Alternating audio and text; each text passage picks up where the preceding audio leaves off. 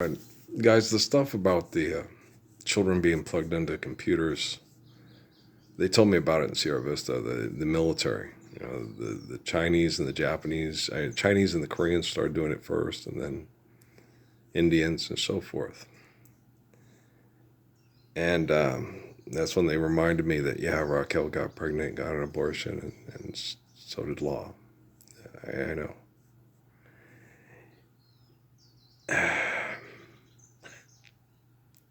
Well, that's a real, yeah, it's horrible. We can take your kids and we can take your two oldest kids and plug them into a computer and get them to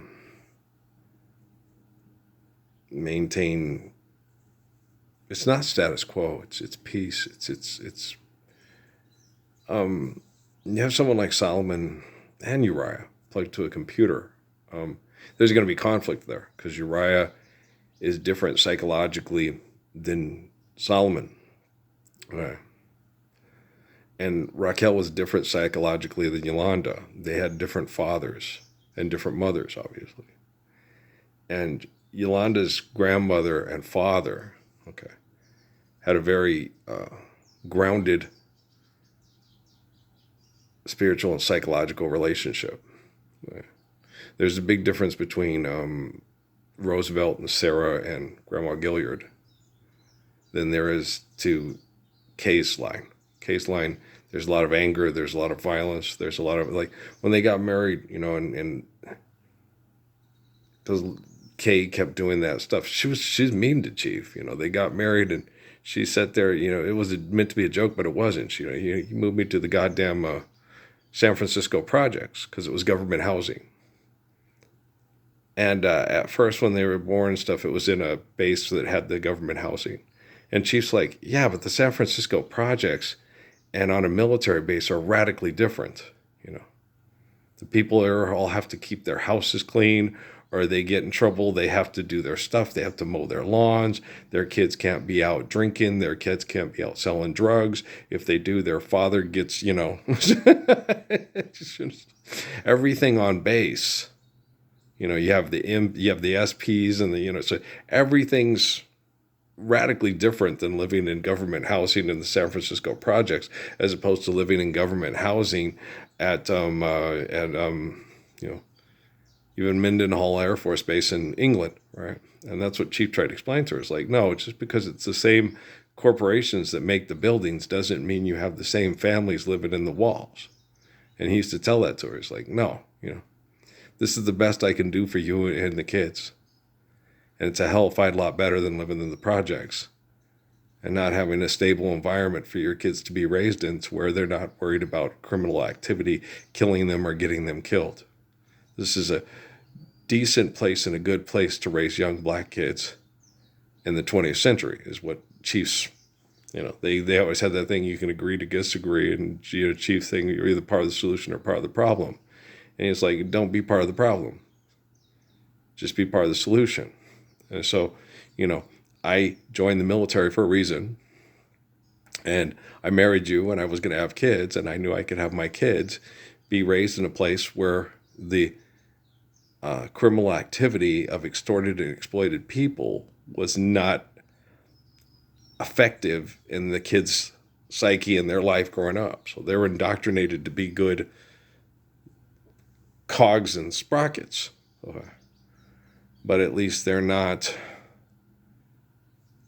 criminal fodder, So that was Chief's consolation of what he did, because Grandma Gilliard told him, she didn't want him to do it because she didn't think, the Lord didn't say go drop bombs on poor people for the rich people there.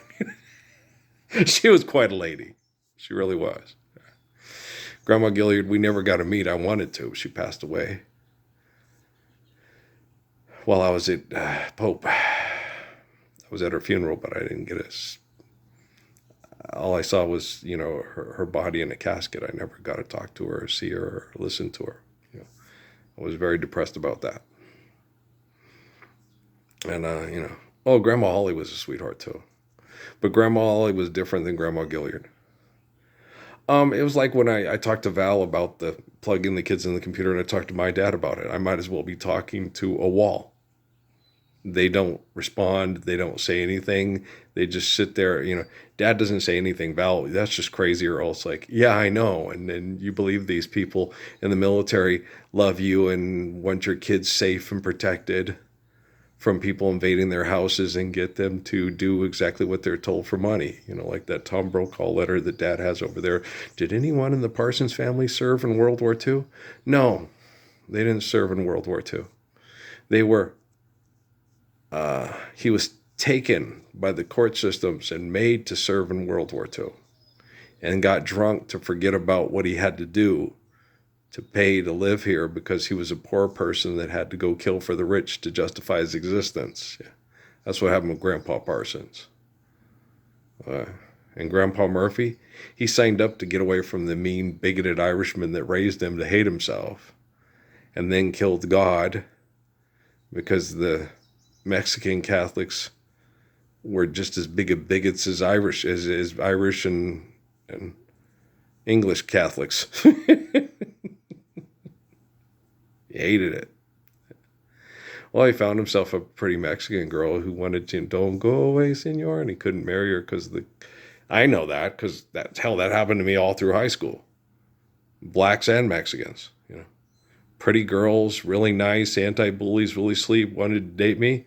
An old bigoted dad, no. And then if they didn't have a dad, Leroy probably let me date Peggy, but old Benny Fielder and his leg lifters, no, you don't get a date the white guy. You're one of ours, And that's how they were. And then Peggy got assaulted by Debbie Trujillo and Tella at the park because she was dating Benny, and Benny was having sex with them too. Yeah.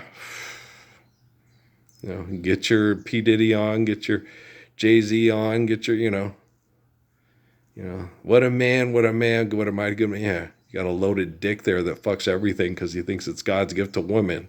And I had a better sexual reputation than any of those assholes. And the women all wanted me, and it wasn't because, it was because I was faithful.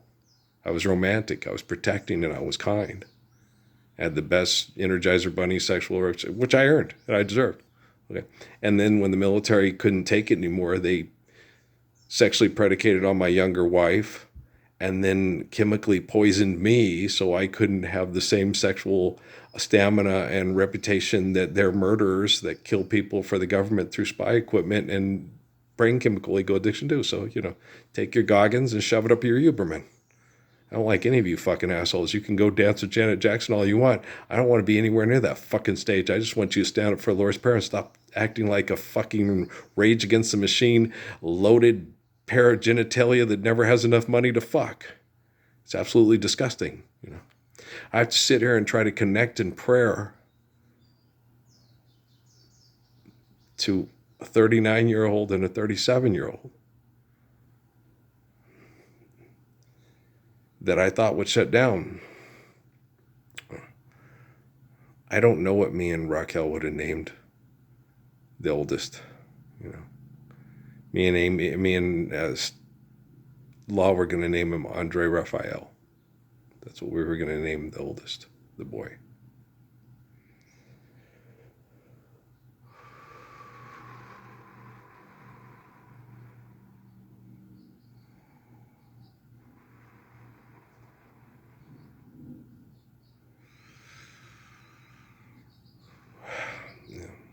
And I see why it was so hard for Rocky to continue to talk to me and feel a relationship with me. And Law, too. Yeah. Past, present, and future operate at the same time. A woman is connected to her child eternally. You don't have to die to go to hell. You just have to go to college and get a degree and be a successful scientist, right? And heaven? Heaven can wait as long as we got successful scientists, right? That's sarcasm, you stupid, rotten fucking bags of shit. Okay, in case you were wondering there. I'm doing my best Tupac here, man. Gotta laugh. Son of a bitch, man. I know I haven't talked about this stuff much, and you can understand why. And I don't connect to Rocky and Law as much and help to, survive my sexual abuse through my prostate poisoning. I connect. Not as much Steffi's angry. The one that helps me the most is Amy. Why Amy? Because Amy was, because of her being the product of, young black men that did a train on a German girl, to get back at the man, and them selecting somebody that had the genome sequencing of somebody that was a quote descendant of Nazis, and you didn't see Ernest Borgnine and Richard Thomas's characters with the on All Quiet on the Western Front. You really think all those people wanted to sign up for that and wanted to mass murder? You'll find that the SS and the Gestapo that use shovel handles to sodomize homosexuals are the exception rather than the rule.